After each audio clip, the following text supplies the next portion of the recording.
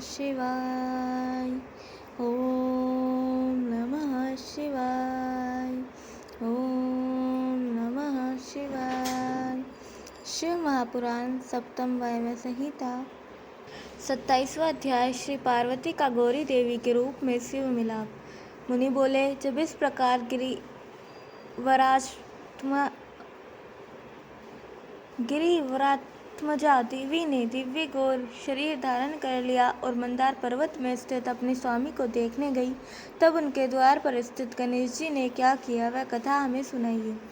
वायु बोले, वह आनंददायिनी सब कथा तो हम कह नहीं सकते, परंतु जिस प्रकार से शिवजी ने उन्हें अपनाया वही कहता हूँ।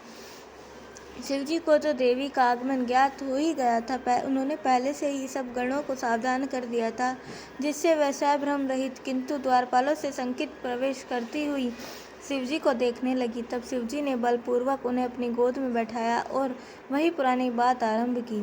शिवजी ने कहा, हे स्वर्ग सुंदरी, क्या वह तुम्हारी पूर्व दशा व्यतीत हो गई? हे शुभ, तुम्हारे स्वभाव से वह काली का शब्द हरण हुआ ही नहीं, यह मेरी चिंता का विषय बना हुआ है। मैं अग्नि धारण और तुम सोमरूपक मेरे साक्षात सिर पर स्थित हो। इस प्रकार अग्नि सोमात्मक जगत हमसे ही स्थित है, फिर हमारा और तुम्हारा वियोग कैसे हो सकता है? देवी देवताओं के कार्य के लिए ही मैंने वैसा लीला वचन कहा था, और जिसे तुम जानती भी थी। त्रिलोक की रक्षा के लिए ही तो तुमने मुझ पर क्रोध किया था। भला तुम प्राणियों का अनर्थ कैसे सह सकती थी? तब परमेश्वरी कौशिकी चरित्र का वर्णन करने लगी। उन्होंने कहा, जो मैंने कौशिकी बनाई है उसने तो आपने देखा ही नहीं। वैसे कन्या न तो संसार में है और न होगी। उसका बल पराक्रम और विजय विद्यांचल में स्थित है, जो युद्ध से शुंभ निशुंभ का वध करेगी। इतने में उनकी सखी ने वह व्याग भी वहाँ लाकर खड़ा कर दिया, जिसे देख देवी ने फिर कहा, हे देव, मैं एक यह भेंट बिलाई हूँ। इस व्याघ्र को देखिए, इसके समान मेरा भक्त कोई नहीं है। इसे मेरे अंतपुर के द्वार पर रक्षक चिन्हों से विभूषित कर स्थित कर दीजिए। महादेव जी ने वैसा ही किया। इस प्रकार से शिव महापुराण सप्तम संहिता का 27वां अध्याय समाप्त। बोलिए उमापति महादेव की जय। 28वां अध्याय भस्म तत्व विवेचन। ऋषि बोले, देवी के समाधान के समय शिवजी ने यह वार्ता क्यों कही कि जगत अग्नि घातात्मक और वाग अर्थात्मक है। ऐश्वर्य मेरी आज्ञा है और तुम आज्ञा स्वरूप हो, इसे हमें कर्म से सुनाइए। वायु बोले, रुद्र का घोर तेजस्वी शरीर ही अग्नि है और सोम शक्ति का अमृतमय शरीर है, जिसे शक्ति का शांतिमय शरीर भी कहते हैं। तथा अमृत जिससे प्रतिष्ठित है वह स्वयं तेज है, जो विद्या और कला है।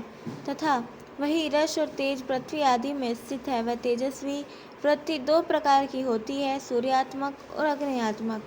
ऐसे ही यह वृत्ति भी सोमात्मक है। तेज विद्युत में और रस मधुरादि में है।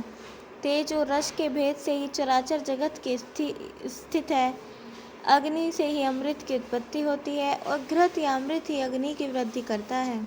अतएव अग्नि और सोम देवता की दी हुई छवि जगत के लिए है। इस प्रकार शिव शक्ति में स्थित सोम नीचे को चलता है तथा शिव ऊपर को। इस प्रकार शिव और शक्ति से ही सारा जगत व्याप्त है। जब एक बार यह जगत अग्नि से दग्ध हुआ, तो उससे जो भस्म हुआ वह अग्नि का वीर्य हुआ। जो भस्म के इस भाव को जानकर भस्म से स्नान करता है, वह सोम से प्लावित होता है। यह अमृत बरसाने वाला है, जो शरीर के अधिकार से निवृत्त होता है। यह अमृत का संगम है, जो मनुष्य की मृत्यु को जीतने के लिए है, क्योंकि इससे शिव शक्ति का संयोग है। फिर इसमें मृत्यु कहाँ। साथ ही यह अवगमन से मुक्ति कराने वाला है। सारा जगत अग्नि सोमात्मक है, इन्हें शिवजी ने कहा है। इस प्रकार से शिव महापुराण सप्तम वायव्य संहिता का 28वां अध्याय समाप्त। बोलिए उमापति महादेव की जय। कल हम सुनेंगे 29वां अध्याय प्रकृति के षड्व वर्णन और 30वां अध्याय ऋषि द्वारा शिव शक्ति में निर्गुण तथा सगुण संबंधी प्रश्न। तब तक जुड़े। हर हर महादेव।